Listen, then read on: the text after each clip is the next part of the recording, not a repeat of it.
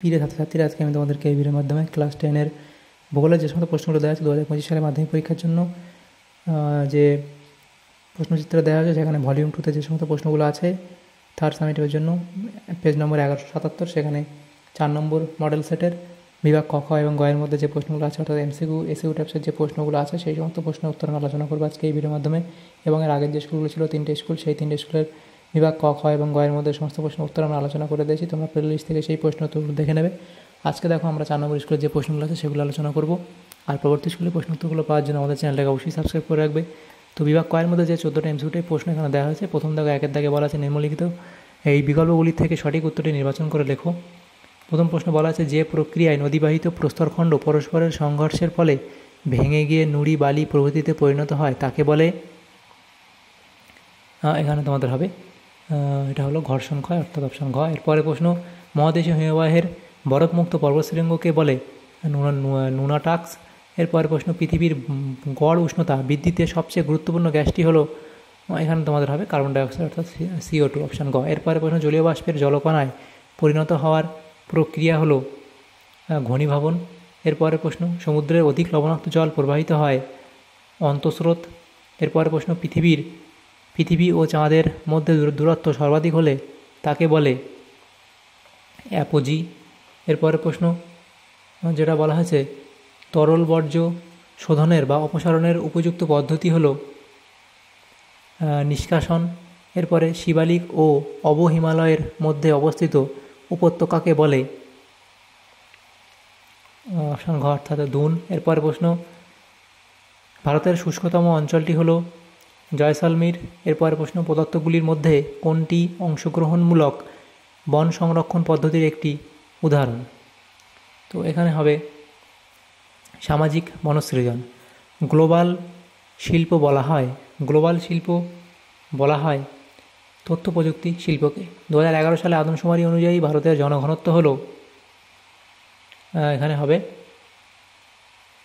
382 জন। এরপরে প্রশ্ন, ভারতের উন্নয়নের জীবনরেখা হলো জলপথ, অপশন খ। এরপরে প্রশ্ন, ভারতের প্রথম সফল উপগ্রহটি হলো IRS-1A। তো এমসিকিউ যে প্রশ্নগুলো ছিল এখানে সেইগুলো হয়ে গেল। এরপরে যে প্রশ্নগুলো আছে সেগুলো আমরা আলোচনা করে নেব। বিভাগ খ এর মধ্যে যে সমস্ত প্রশ্নগুলো দেওয়া হয়েছে, তো সেখানে দেখো যে প্রশ্নগুলো আছে বিভাগ খতে।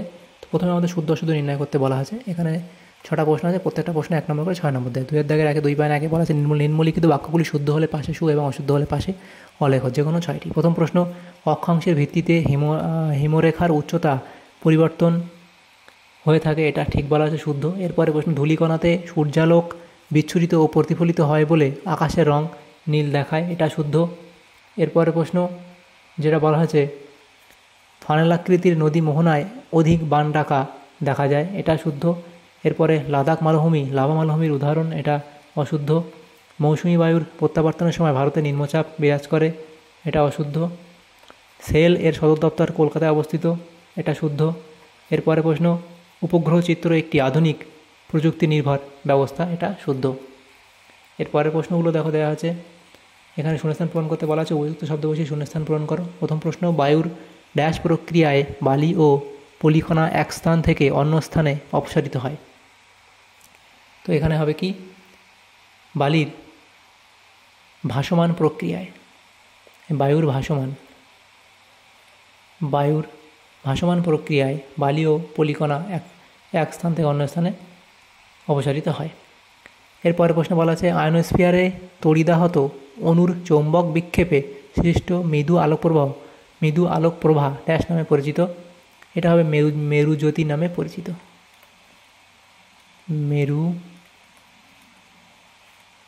মেরুজ্যোতি নামে পরিচিত। এরপরে প্রশ্ন যেটা বলা হয়েছে, resort climate of the world বলা হয় ভূমধ্য সাগরীয় জলবায়ু অঞ্চলকে,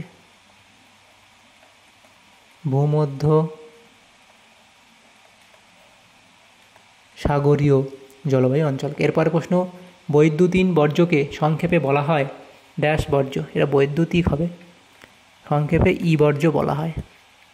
ভারতের দীর্ঘতম সেচ খাল হলো ইন্দিরা গান্ধী খাল। ভারতের দীর্ঘতম সেচ খাল হলো ইন্দিরা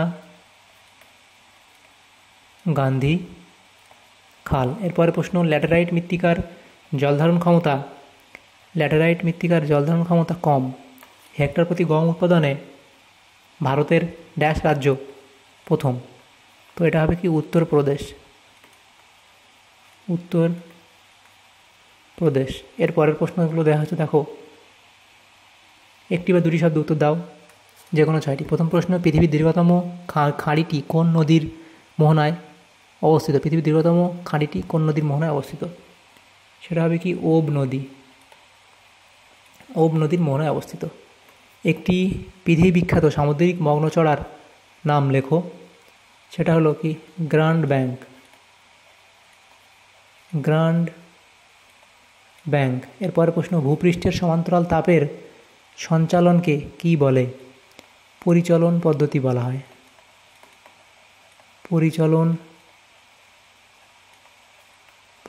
হয়। এরপরে প্রশ্ন, ল্যান্ডফিলের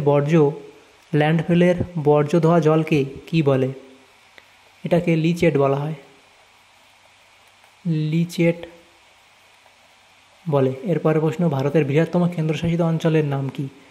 ভারতের বৃহত্তম কেন্দ্রশাসিত অঞ্চল হলো লাদাখ। মিলিয়ন শহরের জনসংখ্যা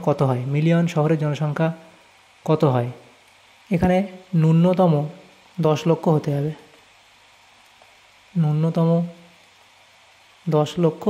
মিলিয়ন শহরের জনসংখ্যা। এরপরের প্রশ্ন যেটা বলা হয়েছে, ভারতের একটি শুল্কমুক্ত বন্দরের নাম লেখো। ভারতের একটি শুল্কমুক্ত বন্দর হলো মুম্বাই বন্দর।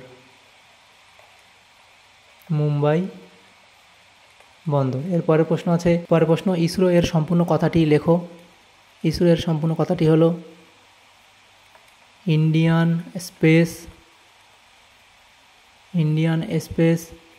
Research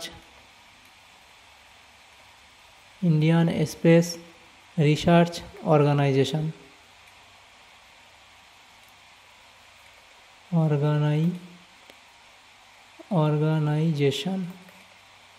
Indian space research organisation. এরপরের যে প্রশ্নগুলো আছে দেখো, এখানে বাম স্তম্ভের সঙ্গে ডান স্তম্ভ মেলাতে বলা আছে 2.4-এ। সেখানে 4টে প্রশ্ন আছে, 1 নম্বর করে 4 নম্বর। প্রথম প্রশ্ন, প্রদীপ ঘূর্ণবাত এখানে তোমাদের 3-এর সাথে মিলে কেন্দ্রীয় বহির্মুখী বায়ু। পৃথিবীর আবর্তন গতি, সেটা হবে উত্তর নিরক্ষীয় স্রোত। এরপরে প্রশ্ন, লু এখানে তোমাদের হবে, লু এখানে তোমাদের মিলবে রাজস্থানের সঙ্গে। এরপরের প্রশ্ন আছে দেখো, প্রধান মিলেট গবেষণাগার, সেটা হচ্ছে হায়দ্রাবাদ। এরপরের প্রশ্ন যেগুলো আছে দেখো, বিভাগ গয়ের মধ্যে যে সমস্ত প্রশ্নগুলো আছে সেই প্রশ্নগুলো আমরা প্রত্যেকটা প্রশ্ন মানে এখানে 2 নম্বর করে দেওয়া হয়েছে। 6টা প্রশ্ন 12 নম্বর দেওয়া হয়েছে। তো সেই প্রশ্নগুলো এখানে আলোচনা করবো। দেখো প্রথম প্রশ্ন, পাদদেশীয় হিমবাহ বলতে কী বোঝো? পাদদেশীয় হিমবাহ সম্পর্কে লিখবে, তার কিছু বৈশিষ্ট্য এবং উদাহরণ দেবে। অথবা এই প্রশ্ন ছিল ওয়াদি কি? ওয়াদি লিখবে অর্থ। ওয়াদির অর্থ কী? সংজ্ঞা, উৎপত্তি, বৈশিষ্ট্য। এখানে 2টো বৈশিষ্ট্য আছে, সে 2টো লিখে দেবে। এরপরে প্রশ্ন, এরোসল বলতে কী বোঝো? এরোসল লিখবে ধূলিকণা, ধোঁয়া, মিস্ট এবং কুয়াশা, এগুলো হচ্ছে এরোসলের বিভিন্ন রকম এরোসল, সেগুলো। এরপরে প্রশ্ন ছিল দেখো 3.3-এ বলা আছে সি অ্যান্ড ডি ওয়েস্ট বলতে কী বোঝো? সি অ্যান্ড ডি ওয়েস্টের কিছু উদাহরণ তোমরা দেবে, কী বলে এত অবধি লিখবে এবং কিছু উদাহরণ এখানে দিয়ে দেবে। এরপরে প্রশ্ন দেখো অথবা দিয়ে প্রশ্ন ছিল ইউট্রোফিকেশন বলতে কী বোঝো? এত অবধি লিখবে। এরপরে ডিবিসি এর 2টি উদ্দেশ্য লেখো, অনেকগুলি উদ্দেশ্য এখানে 7টা লেখা আছে, যে কোনো 2টো উদ্দেশ্য লিখে দেবে। তারপরে ছিল অথবা দিয়ে প্রশ্ন, ধাপ চাষের গুরুত্ব কী? ধাপ চাষ এত অবধি লিখে দেবে। এরপরে প্রশ্ন, উদীয়মান শিল্প বা সূর্যোদয় শিল্প কাকে বলে? এত অবধি লিখবে। এরপরে প্রশ্ন অথবা দিয়ে প্রশ্ন ছিল ইমেল ব্যবস্থা কী? ইমেল ব্যবস্থা সম্পর্কে এত অবধি লিখবে। এবং এরপরে প্রশ্ন, রিমোট সেন্সরিং প্ল্যাটফর্ম কী ও কয় প্রকার? দূরসংবেদন ব্যবস্থা 2 ভাগে বিভক্ত, যথা 1 নম্বর এয়ার ফটো বা বিমান চিত্র এবং উপগ্রহ চিত্র, এই 2টো। এরপরে অথবা দিয়ে প্রশ্ন ছিল নিষ্ক্রিয় সেন্সর কাকে বলে? উদাহরণ দাও। নিষ্ক্রিয় সেন্সর যে সেন্সরগুলি কোনো বস্তু বা উপাদানের তথ্য সংগ্রহের জন্য সৌরশক্তির প্রতিফলনের উপর নির্ভর করে না, সেগুলিকে নিষ্ক্রিয় সেন্সর বলে এবং এগুলি রাত্রে বা অন্ধকারাচ্ছন্ন স্থানে তথ্য সংগ্রহ করতে পারে না। উদাহরণ ফটোগ্রাফিক ক্যামেরা, টিভি ক্যামেরা প্রভৃতি। তাহলে দেখো এখানে যে সমস্ত প্রশ্নগুলো ছিল আমাদের 4 নম্বর স্কুলে ভূগোলের 4 নম্বর মডেল সেটে সমস্ত প্রশ্নের উত্তর আলোচনা করলাম বিভাগ ক, খ এবং গ এর মধ্যে। তো তোমাদের যদি সামান্যতম উপকার এসে থাকে ভিডিওটা অবশ্যই লাইক করবে আর বেশি বেশি করে বন্ধুদের সাথে শেয়ার করবে এবং চ্যানেলে যদি নতুন হয়ে থাকে অবশ্যই চ্যানেলটাকে সাবস্ক্রাইব করে রাখবে পরবর্তী মডেল সেটের প্রশ্ন উত্তরগুলো পাওয়ার জন্য। Thank you, thanks for watching.